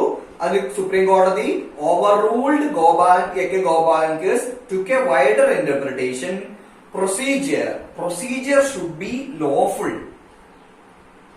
ഓക്കെ, അതായത് ഇപ്പൊ ലൈഫ് എടുക്കുന്ന ആ ഒരു പ്രൊസീജിയേഴ്സ് ഉണ്ടല്ലോ, അത് should be lawful, reasonable, fair and just. അതായത് ഡെത്ത് പെനാൽറ്റിയുമായി ബന്ധപ്പെട്ട മനേകാ ഗാന്ധി കേസാണ്. ഡെത്ത് പെനാൽറ്റിക്ക് ഒരു ലീഗൽ വാലിഡിറ്റി കൊടുക്കുന്ന ഒരു ജഡ്ജ്മെന്റ് കൂടിയാണ് Maneka Gandhi case. That should be that procedure established by law should be lawful, reasonable, fair and just എന്ന് കൂടി മനേകാ ഗാന്ധി കേസ് പറയുന്നുണ്ട്. അത് കൂടാതെ തന്നെ not only against arbitrary executive action but also against arbitrary legislative action എന്ന് കൂടി മനേകാ ഗാന്ധി കേസ് കൂട്ടിച്ചേർത്തു. AK ഗോപാലൻ കേസിൽ എന്താ പറഞ്ഞ? Only on applicable only on arbitrary executive action, not on legislative action. പക്ഷെ മനേകാ ഗാന്ധി കേസിൽ എന്താണ് പറയുന്നത്? Both arbitrary executive action and legislative action are comes under Article 21 or procedure established by law. Legislative action executive ആക്ഷനും procedure established by law എന്നുള്ള ആ കൺസെപ്റ്റിന്റെ കീഴിൽ വരുന്നുണ്ട്. Okay, ഈ മനേകാ ഗാന്ധി കേസില് ഞാൻ നേരത്തെ സൂചിപ്പിച്ചതുപോലെ ഒരു വൈഡർ ആയിട്ടുള്ള ഒരു ഇന്റർപ്രിട്ടേഷൻ മനേകാ ഗാന്ധി കേസിൽ കൊടുത്തിരുന്നു. അതായത് റൈറ്റ് ടു ലൈഫ് എന്ന് പറഞ്ഞാൽ right to life and protection of life and personal liberty മാത്രമല്ല, കുറച്ചധികം കാര്യങ്ങൾ കൂടി ഉണ്ട് എന്ന് മനേകാ ഗാന്ധി കേസിൽ പറഞ്ഞിട്ടുണ്ടായിരുന്നു. അത് ഏതൊക്കെയാണ്? Right to live with human dignity, അതായത് ഡിഗ്നിറ്റിയോടെ ജീവിക്കാനുള്ള അവകാശം ആർട്ടിക്കിൾ 21 നൽകുന്നുണ്ട് എന്ന് പറഞ്ഞത് മനേകാ ഗാന്ധി കേസാണ്. അതുകൂടാതെ തന്നെ right to decent environment including pollution free water and air, pollution free വാട്ടറും പൊല്യൂഷൻ ഫ്രീ എയറും ഒരു വ്യക്തിയുടെ മൗലികാവകാശമാണ് അണ്ടർ ആർട്ടിക്കിൾ 21 എന്ന് പറഞ്ഞതും കേസാണ്. അതുകൂടാതെ തന്നെ റൈറ്റ് ടു ലീവ്ലിഹുഡ്, ജീവിക്കാനുള്ള അവകാശവും ആർട്ടിക്കിൾ 21 കീഴിൽ വരുന്നു. റൈറ്റ് ടു പ്രൈവസി, സ്വകാര്യതയ്ക്കുള്ള അവകാശം. അടുത്തിടെ വന്ന ഒരു കേസാണ് Puttaswamy versus union of India. അതാണ് റൈറ്റ് ടു പ്രൈവസി, സ്വകാര്യതയ്ക്കുള്ള അവകാശം മൗലികാവകാശമായി പ്രഖ്യാപിച്ചത്. അടുത്ത റൈറ്റ് ടു ഷെൽട്ടർ ആർട്ടിക്കിൾ 21 കീഴിൽ വരുന്നുണ്ട്. റൈറ്റ് ടു ഹെൽത്ത് ആർട്ടിക്കിൾ 21 കീഴിൽ വരുന്നുണ്ട്. ഇതില് അടുത്ത വളരെ പ്രധാനപ്പെട്ട ഒരു പോയിന്റ് ആണ് ആർട്ടിക്കിൾ 21A. ആർട്ടിക്കിൾ 21A 2002 വരെ ആർട്ടിക്കിൾ 21A ഉണ്ടായിരുന്നില്ല. 86ാമത്തെ ഭരണഘടനാ ഭേദഗതിയിലൂടെയാണ് ആർട്ടിക്കിൾ 21A 2002 കൂട്ടിച്ചേർത്തത്. ആർട്ടിക്കിൾ 21A പറയുന്നത് എന്താണ്? റൈറ്റ് ടു എഡ്യൂക്കേഷനെ കുറിച്ചാണ് 21A. വളരെ പ്രധാനപ്പെട്ട ആർട്ടിക്കിൾ ആണ്. സ്ഥിരമായി ചോദ്യം ഈ ഭാഗത്ത് നിന്ന് കണ്ടിട്ടുണ്ട്. റൈറ്റ് ടു എഡ്യൂക്കേഷനെ കുറിച്ചുള്ള ആർട്ടിക്കിൾ 21A ആണ്. 2002 മുമ്പ് ഈ ആർട്ടിക്കിൾ ഉണ്ടായിരുന്നില്ല. 86ാമത്തെ ഭരണഘടനാ ഭേദഗതിയിലൂടെയാണ് ഈ ആർട്ടിക്കിൾ കൂട്ടിച്ചേർക്കപ്പെട്ടത്. ഓക്കെ, അത് 21A എന്താണ് പറയുന്നത് എന്ന് കൂടി നമുക്ക് നോക്കാം. Article 21A describes that the state shall provide free and compulsory education to all children of the age of 6 to 40. ഈ ഏജ് ലിമിറ്റ് വളരെ പ്രധാനപ്പെട്ടതാണ് കേട്ടോ. 6 മുതൽ 14 വരെയുള്ള എല്ലാ കുട്ടികൾക്കും കുഞ്ഞുങ്ങൾക്കും നമ്മുടെ രാജ്യം നിർബന്ധിതവും സൗജന്യവുമായ വിദ്യാഭ്യാസം കൊടുത്തിരിക്കണം.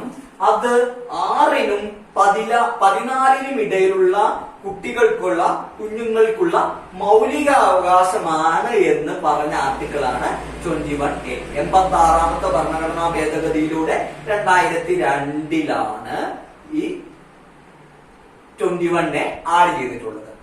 ഇപ്പൊ നിങ്ങൾ ഒരുപക്ഷെ ഡയറക്റ്റീവ് പ്രിൻസിപ്പിൾസ് ഒക്കെ നമ്മൾ പഠിക്കാൻ ഉള്ളൂ എങ്കിലും പലരും ഡയറക്റ്റീവ് പ്രിൻസിപ്പിൾസ് ഒക്കെ പഠിച്ചു കഴിഞ്ഞവരുണ്ടാവും. അപ്പൊ ആർട്ടിക്കിൾ 45 ഇത് തന്നെയല്ലേ പറയുന്നത് എന്ന് പലരുടെയും മനസ്സിൽ ചിലപ്പോൾ വന്നിട്ടുണ്ടാവും. ആർട്ടിക്കിൾ 45 ഇത് തന്നെയാണ് പറയുന്നത്. 51A ആർട്ടിക്കിൾ 51A ഇത് തന്നെയാണ് പറയുന്നത്. പക്ഷെ അത് തമ്മിലുള്ള വ്യത്യാസം എന്താണ്? അത് ഡയറക്റ്റീവ് പ്രിൻസിപ്പിൾസിലും ഫണ്ടമെന്റൽ ഡ്യൂട്ടീസിലും പെട്ടതാണ്. That is not enforceable. അത് എൻഫോഴ്സ് ചെയ്യണം എന്ന് പറഞ്ഞ് ഒരു വ്യക്തിക്ക് കോടതിയിൽ പോകാൻ സാധിക്കില്ല. പക്ഷെ ഇത് പാർട്ട് 3യുടെ കീഴിൽ വന്നതുകൊണ്ട്, ആർട്ടിക്കിൾ 21A കീഴിൽ വന്നതുകൊണ്ട് ഇത് വയലേറ്റ് ചെയ്യപ്പെടുകയാണെങ്കിൽ ഫണ്ടമെന്റൽ റൈറ്റ്സ് വയലേറ്റ് ചെയ്യപ്പെട്ടു എന്ന് പറഞ്ഞ് ആർട്ടിക്കിൾ 32 പ്രകാരം സുപ്രീം കോടതിയിലും ആർട്ടിക്കിൾ 226 പ്രകാരം ഹൈക്കോടതിയിലും പോകാം. 2002 മുന്നേ അവർക്ക് പോകാൻ സാധിക്കുകയില്ലായിരുന്നു. 2002 മുന്നേ ആർട്ടിക്കിൾ 45ലും 51A ഇത് ഉണ്ടായിരുന്നെങ്കിലും അവർക്ക് കോടതിയിൽ പോകാൻ സാധിക്കുകയില്ലായിരുന്നു. 2002 ശേഷമാണ് എന്റെ മൗലികാവകാശം, ഇപ്പൊ 8 വയസ്സുള്ള ഒരു കുട്ടി എന്റെ മൗലികാവകാശം ലംഘിക്കപ്പെട്ടു എന്ന് പറഞ്ഞ് കോടതിയെ സമീപിക്കാൻ പറ്റുക. ഇതാണ് അതിലെ പ്രധാനപ്പെട്ട കാര്യം. ഓക്കെ, ഇനി അടുത്ത ആർട്ടിക്കിളിലേക്ക് കടക്കാം. അടുത്ത ആർട്ടിക്കിളാണ് ആർട്ടിക്കിൾ 22. ആർട്ടിക്കിൾ 22നെ നമ്മൾ പ്രധാനമായും ചുരുക്കി പറയുന്നത് right against arrest and detention എന്നാണ്. Right against arrest and detention deal ചെയ്യുന്ന ആർട്ടിക്കിളാണ് ആർട്ടിക്കിൾ 22. ഓക്കെ, അപ്പൊ നമുക്ക് ഡിറ്റൻഷൻ എന്താണ് എന്നുള്ള കാര്യം പരിശോധിക്കണം. ഈ ഡിറ്റൻഷൻ എന്നുള്ള ഡിറ്റൻഷൻ എന്നുള്ളൊരു വേർഡ് വളരെ പ്രധാനപ്പെട്ട ഒരു വേർഡാണ്. പല ചോദ്യ പേപ്പറുകളിലും ഈ ഒരു വേർഡ് നിങ്ങൾ ശ്രദ്ധിച്ചിട്ടുണ്ടാവും, ഡിറ്റൻഷൻ. അത് ആർട്ടിക്കിൾ 22 ആണ് ഡിറ്റൻഷനെ കുറിച്ച് പറയുന്നത്. ഓക്കെ, നമുക്ക് 2 ടൈപ്പ് ഡിറ്റൻഷൻ ആണ് ഉള്ളത്. Article 22 grants protection to those who are arrested and detained. Arrest ചെയ്യപ്പെട്ട വ്യക്തികൾക്കും. 20 എന്താണ്? അറസ്റ്റ് ചെയ്യപ്പെട്ട അക്യൂസ്ഡ് ആയിട്ട വ്യക്തികൾക്കും. ഇതെന്താണ്?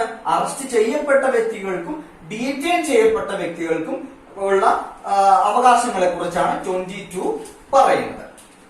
ഓക്കെ, ഇനി ശ്രദ്ധിക്കേണ്ടത് ഡിറ്റൻഷനെ കുറിച്ച് പറയുന്ന ആർട്ടിക്കിൾ ആണ് 22. 2 ടൈപ്പ് ഡിറ്റൻഷൻ ഉണ്ട്. പുണിറ്റിയ ഡിറ്റൻഷനും പ്രിവെന്റീവ് ഡിറ്റൻഷനും. 2 ടൈപ്പുള്ള ഡിറ്റൻഷൻ ഉണ്ട്. പുണിറ്റിയ ഡിറ്റൻഷനും പ്രിവെന്റീവ് ഡിറ്റൻഷനും. എന്താണ് ഇത് തമ്മിലുള്ള വ്യത്യാസം? പുണിറ്റിയ ഡിറ്റൻഷൻ എന്നാൽ ഒരു വ്യക്തി ഒരു കുറ്റം ചെയ്തു. കുറ്റം ചെയ്ത് അദ്ദേഹത്തെ അറസ്റ്റ് ചെയ്തു. അറസ്റ്റ് ചെയ്തിട്ട് ട്രയൽ നടക്കുന്നു. ട്രയൽ നടന്ന് വിചാരണ നടന്ന് അദ്ദേഹം കുറ്റക്കാരനാണെന്ന് കോടതി വിധിക്കുന്നു. അതിനുശേഷം ശിക്ഷ വിധിക്കുന്നു. കുറ്റക്കാരനാണെന്ന് കോടതി കണ്ടെത്തുന്നു. അതിനുശേഷം ശിക്ഷ വിധിക്കുന്നു. ശിക്ഷ വിധിച്ചു കഴിഞ്ഞ് അദ്ദേഹത്തെ ജയിലിലേക്കല്ലേ കൊണ്ടുപോകുക? അദ്ദേഹത്തെ അപ്പൊ ഡീറ്റെയിൻ ചെയ്ത് വെക്കുകയല്ലേ സ്റ്റേറ്റ്? അതാണ് പുണിറ്റീവ് ഡിറ്റൻഷൻ എന്ന് പറയുന്നത്. അതായത് punish a person for an offence committed by him. Punitive detention എന്നാൽ punish a person for an offence committed by him. പക്ഷെ പ്രിവെന്റീവ് ഡിറ്റൻഷൻ അതിൽ നിന്ന് വ്യത്യസ്തമാണ്. ഒരു വ്യക്തി കുറ്റം ചെയ്യാതെ തന്നെ സ്റ്റേറ്റിന് വേണമെങ്കിൽ ഒരു വ്യക്തിയെ പ്രിവെന്റീവ് ഡിറ്റൻഷനിൽ ചെയ്യാം. ഇപ്പൊ ജമ്മു കാശ്മീരിൽ പല പൊളിറ്റിക്കൽ ലീഡേഴ്സിനെയും പ്രിവെന്റീവ് ഡിറ്റെയിൻ ചെയ്തിട്ടുണ്ട്. ജമ്മു കാശ്മീരിലൊക്കെ ഇഷ്യൂ ഉണ്ടായിരുന്നപ്പോ. അപ്പൊ അതിനാണ് പ്രിവെന്റീവ് ഡിറ്റൻഷൻ എന്ന് പറയുന്നത്. ഞാൻ വായിക്കാം. Detention of A person without trial and conviction of A court. Trial നടക്കാതെ കോടതിയിൽ നിന്ന് കൺവിക്ഷൻ കിട്ടാതെ ഒരു വ്യക്തിയെ ഡീറ്റെയിൻ ചെയ്ത് വെക്കുന്നതിനെയാണ് പ്രിവെന്റീവ് ഡിറ്റൻഷൻ എന്ന് പറയുന്നത്. രണ്ട് വ്യത്യാസം മനസ്സിലാക്കുക. പുണിറ്റീവ് ഡിറ്റൻഷനും പ്രിവെന്റീവ് ഡിറ്റൻഷനും. ഓക്കെ. ഇനി ആർട്ടിക്കിൾ 22-ല് രണ്ട് പാർട്ടാണുള്ളത്. ആർട്ടിക്കിൾ 22-ല് രണ്ട് പാർട്ടാണുള്ളത്.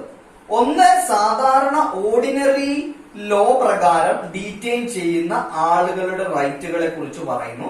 രണ്ടാമത്തെ കാര്യം പ്രിവെന്റീവ് ഡിറ്റൻഷൻ പ്രകാരം ഡീറ്റെയിൻ ചെയ്യപ്പെടുന്ന ആളുകളുടെ റൈറ്റിനെ കുറിച്ച് പറയുന്നതും ആർട്ടിക്കിൾ 22 ആണ്. ആർട്ടിക്കിൾ 22-ന് രണ്ട് പാർട്ടുണ്ട്. ഒന്ന് സാധാരണ ഓർഡിനറി ലോ പ്രകാരം ഒരു വ്യക്തി ഡീറ്റെയിൻ ചെയ്യുകയാണെങ്കിൽ അദ്ദേഹത്തിന് കിട്ടുന്ന റൈറ്റുകളെ കുറിച്ച് പറയുന്നു. രണ്ടാമത്തെ ഭാഗത്ത് പ്രിവെന്റീവ് ഡിറ്റൻഷൻ പ്രകാരം ഡീറ്റെയിൻ ചെയ്യപ്പെടുന്ന വ്യക്തിക്ക് കിട്ടുന്ന റൈറ്റുകളെ കുറിച്ച് പറയുന്നു. അത് ഒരുപക്ഷെ ഈ ഓർഡിനറി ലോ പ്രകാരം ഡീറ്റെയിൻ ചെയ്യുന്ന വ്യക്തിക്ക് ലഭിക്കുന്ന റൈറ്റുകളെ കുറിച്ചൊക്കെ നിങ്ങൾ ഒരുപക്ഷെ കേട്ടിട്ടുണ്ടാകും. എല്ലാവർക്കും കോമൺ സെൻസ് ആയിട്ട് കിട്ടുന്ന ആൻസറുകളാണത്. പക്ഷെ പ്രിവെന്റീവ് ഡിറ്റൻഷൻ പ്രകാരം കിട്ടുന്ന റൈറ്റുകൾ നമുക്ക് പഠിച്ചാൽ തന്നെ മാത്രമേ കിട്ടുകയുള്ളൂ.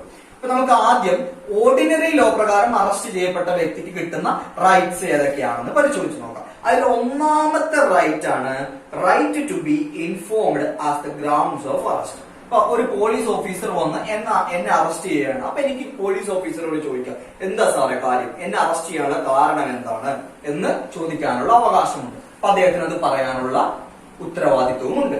ഒന്നാമത്തെ നടക്കുന്നില്ല, അതൊരു വേറെ കാര്യം. ഒന്നാമത്തെ right to be informed as the grounds of arrest. ഒരു വ്യക്തിയെ അറസ്റ്റ് ചെയ്യുകയാണെങ്കിൽ എന്ത് കാരണത്താലാണ്, എന്തുകൊണ്ടാണ് അദ്ദേഹം അറസ്റ്റ് ചെയ്യപ്പെട്ടത് എന്ന് അറിയാനുള്ള അവകാശം അദ്ദേഹത്തിനുണ്ട്. ഇത് ഓർഡിനറി ലോ പ്രകാരം ഡീറ്റെയിൻ ചെയ്യുകയാണെങ്കിലാണ് കേട്ടോ. രണ്ടാമത്തെ കാര്യം right to consult and defended by a legal practitioner. അതായത് നമ്മളൊക്കെ വക്കീലന്മാരെ കൊണ്ടൊക്കെ right to consult and defended by a legal practitioner. ഒരു ലീഗൽ പ്രാക്ടീഷണറെ കൺസൾട്ട് ചെയ്യാനും അദ്ദേഹത്താൽ ഡിഫെൻഡ് ചെയ്യാനുമുള്ള അവകാശം. മൂന്നാമത്തെ കാര്യം right to produce before a magistrate within 24 hours. അത് വളരെ പ്രധാനപ്പെട്ടതാണ് കേട്ടോ. 24 hours എന്നുള്ള കാര്യം ടൈം. ഒരു വ്യക്തി അറസ്റ്റ് ചെയ്യപ്പെടുകയാണെങ്കിൽ 24 മണിക്കൂറിനുള്ളിൽ, പോലീസ് സ്റ്റേഷനിൽ 26 മണിക്കൂർ മാത്രമേ അദ്ദേഹത്തെ സൂക്ഷിക്കാൻ പാടുള്ളൂ. 24 മണിക്കൂറിനുള്ളിൽ മജിസ്ട്രേറ്റിന് മുന്നിൽ ഹാജരാക്കണം എന്ന് പറയുന്നത് എവിടെയാണ്? ആർട്ടിക്കിൾ 22-ലാണ്. അതും മൗലിക അവകാശത്തിൽ പെടുന്നതാണ്. ഒന്നാമത്തെ പാർട്ടിൽ പറയുന്ന നാലാമത്തെയും അവസാനത്തെയും അവകാശം right to be released after 24 hours unless the magistrate authorises further detention. അതായത് 24 മണിക്കൂർ കഴിഞ്ഞു എങ്കിൽ അദ്ദേഹത്തിന് പുറത്തു പോകാനുള്ള അവകാശമുണ്ട്. അല്ലെങ്കിൽ മജിസ്ട്രേറ്റിന് മുന്നിൽ ഹാജരാക്കിയില്ലെങ്കിൽ പുറത്തു പോകാനുള്ള അവകാശമുണ്ട്. ഒരുപക്ഷെ മജിസ്ട്രേറ്റിന് മുന്നിൽ ഹാജരാക്കിയെങ്കിൽ മജിസ്ട്രേറ്റ് അദ്ദേഹത്തെ 14 ദിവസത്തേക്ക് റിമാൻഡ് ചെയ്യുകയാണെങ്കിൽ അദ്ദേഹത്തിന് പുറത്തു പോകാൻ സാധിക്കുകയില്ല. ഇങ്ങനെ ഈ 4 റൈറ്റ്സ് ആണ് ആർട്ടിക്കിൾ 22-ലെ ഒന്നാമത്തെ പാർട്ടിൽ പറയുന്നത്. അതായത് ഓർഡിനറി ലോ പ്രകാരം ഒരു വ്യക്തിയെ ഡീറ്റെയിൻ ചെയ്യുകയാണെങ്കിൽ അതിനെക്കുറിച്ച് പറയുന്ന ഭാഗമാണ്. അവർക്ക് കിട്ടുന്ന റൈറ്റ്സിനെ കുറിച്ചാണ്, 4 റൈറ്റ്സിനെ കുറിച്ചാണ് പറഞ്ഞത്.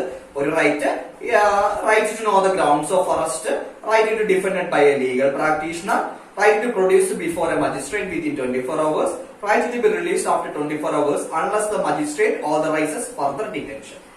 ഇനി പറയാൻ പോകുന്ന രണ്ടാമത്തെ പാർട്ടാണ് വളരെ പ്രധാനപ്പെട്ട പാർട്ട്.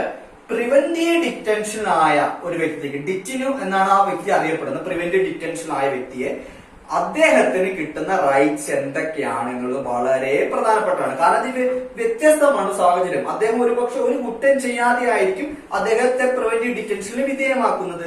അതുകൊണ്ട് അത് വളരെ പ്രധാനപ്പെട്ട പോയിന്റുകളാണ്. അദ്ദേഹത്തിന് കിട്ടുന്ന ഒന്നാമത്തെ റൈറ്റ് എന്നുള്ളത്, detention of A person cannot be exceeded 3 months. അതായത് 3 മാസം മാത്രമേ ഒരു വ്യക്തിയെ ഡിറ്റെയിൻ ചെയ്യാൻ പാടുള്ളൂ. അൺലെസ്, ഒരു ക്ലോസ് കൂടിയുണ്ട്, ഒരു എക്സെപ്ഷൻ ക്ലോസ് കൂടിയുണ്ട്, unless an advisory board reports sufficient cause for extension. അതായത് ഒരു നിയമപ്രകാരം 3 മാസം മാത്രമേ ഒരു വ്യക്തിയെ ഡീറ്റെയിൻ ചെയ്യാൻ പാടുകയുള്ളൂ. ഇപ്പൊ ഒരു അഡ്വൈസറി ബോർഡ് രൂപീകരിച്ചു. അഡ്വൈസറി ബോർഡ് രൂപീകരിച്ച് 3 മാസത്തിൽ കൂടുതൽ അദ്ദേഹത്തെ ഡീറ്റെയിൻ ചെയ്യാൻ പറഞ്ഞില്ലെങ്കിൽ 3 മാസം കഴിഞ്ഞ ശേഷം അദ്ദേഹത്തെ വെറുതെ വിടണം. പക്ഷെ അഡ്വൈസറി ബോർഡ് രൂപീകരിച്ച് 3 മാസം എക്സ്റ്റെൻഡ് ചെയ്യണമെന്ന് പറയുകയാണെങ്കിൽ 3 മാസം എന്നുള്ളത് എക്സ്റ്റെൻഡ് ചെയ്യാം എന്നുള്ളതാണ് ഒന്നാമത്തെ റൈറ്റ്. രണ്ടാമത്തെ right, ground should be communicated to the detenu. അതായത് എന്തുകൊണ്ടാണ്, എന്ത് കാരണത്താലാണ് അദ്ദേഹത്തെ ഡീറ്റെയിൻ ചെയ്ത് വെച്ചിരിക്കുന്നത് എന്നുള്ളത് അദ്ദേഹത്തെ അറിയിക്കണം. അതറിയാനുള്ള അവകാശം ആ വ്യക്തിക്കുണ്ട് എന്നുള്ളതാണ്. ഇനി ഇതിലൊരു പ്രധാനപ്പെട്ട ഒരു കാര്യം, 44ാം ഭരണഘടനാ ഭേദഗതി 1978 നമ്മൾ സ്ഥിരമായി കോൺസ്റ്റിറ്റ്യൂഷൻ പഠിക്കുമ്പോൾ കേൾക്കുന്ന ഭരണഘടനാ ഭേദഗതിയാണ്. വളരെ പ്രധാനപ്പെട്ട ഭരണഘടനാ ഭേദഗതിയാണ്. 44ാം ഭരണഘടനാ ഭേദഗതി 1978 ഈ ഭരണഘടനാ ഭേദഗതി ഈ 3 മാസം എന്നുള്ള ഈ ടൈം പീരീഡ് 2 മാസമായിട്ട് കുറച്ചു. ഈ 3 മാസം എന്നുള്ള ടൈം പീരീഡ് 2 മാസമായിട്ട് കുറച്ചു. പക്ഷേ ആ ഭരണഘടനാ ഭേദഗതി നിലവിൽ വന്നില്ല. ഇപ്പോഴും 3 മാസമാണ് ഒരു വ്യക്തിയെ ഡീറ്റെയിൻ ചെയ്യാനുള്ള അവകാശം. അത് വളരെ പ്രധാനപ്പെട്ട ഒരു ചോദ്യത്തിന്റെ ഉത്തരമാണ് കേട്ടോ ഈ 3 മാസം എന്നുള്ളത്. പ്രിവന്റീവ് ഡിറ്റൻഷൻ പ്രകാരം എത്ര നാൾ ഒരു വ്യക്തിയെ ഡീറ്റെയിൻ ചെയ്ത് വെക്കാം എന്ന് ചോദിച്ചു കഴിഞ്ഞാൽ അത് ഇപ്പോഴും 3 മാസമാണ് എന്നുള്ള കാര്യം ഓർക്കുക. ഓക്കെ, ഇതാണ് ഇന്നത്തെ സെഷനിൽ നമ്മൾ ഡിസ്കസ് ചെയ്തത്. നമുക്ക് ഒന്നുകൂടി പരിശോധിച്ച് നോക്കാം. ആർട്ടിക്കിൾ 19 മുതൽ 22 വരെയാണ് നമ്മൾ ഡിസ്കസ് ചെയ്തത്. ആർട്ടിക്കിൾ 19 ഈ 6 റൈറ്റ്സിനെ കുറിച്ച് പറയുന്നു. ഈ 6 റൈറ്റ്സ് പറയാനുള്ള കഥ ഞാൻ പറഞ്ഞു, അത് പ്രത്യേകം ശ്രദ്ധിച്ചു പോകുക. അത് ആ കഥ ഓർത്തിരുന്നു കഴിഞ്ഞാൽ നമുക്ക് വളരെ സിമ്പിൾ ആയിട്ട് ഇത് ഓർത്തിരിക്കാവുന്നേ ഉള്ളൂ. CRPC 144 എക്സെപ്ഷൻ ആയിട്ട് വരുന്നുണ്ട്. പിന്നെ അതുകൂടാതെ തന്നെ ആർട്ടിക്കിൾ 20 വരുന്ന no ex post facto, no double jeopardy, no self incrimination, ഈ 3 ടേമും വളരെ പ്രധാനപ്പെട്ടതാണ്. 21നേക്കാളും പ്രധാനപ്പെട്ടതാണ്. Article 21 deals with protection of life and personal liberty. 2 case law ഉണ്ട്. AK Gopalan case 1950, Maneka Gandhi case 1978.